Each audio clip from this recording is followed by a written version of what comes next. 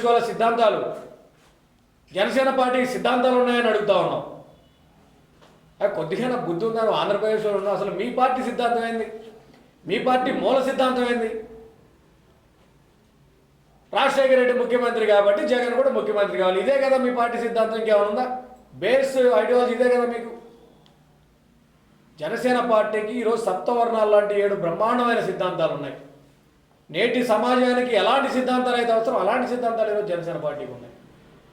Janasena party నాయకులుగా జన సైనికులుగా మేము గర్వపడతా ఉన్నాం ఈరోజు. అలాంటి సిద్ధాంతాల వెలుగులో అలాంటి నాయకుడి యొక్క నాయకత్వంలో పనిచేయడానికి మేమందరం గర్వపడతా ఉన్నాం. మీడియాలో మాట్లాడే ముందు ఒళ్ళు దగ్గర పెట్టుకొని మాట్లాడాలి. గతంలో కూడా పవన్ కళ్యాణ్ గారి గురించి బాడీ షేమింగ్ చేస్తూ మాట్లాడావు. ఊరకుక్క మాట్లాడుతుందని చెప్పి వదిలేసాం. ఇదే కనుక కంటిన్యూ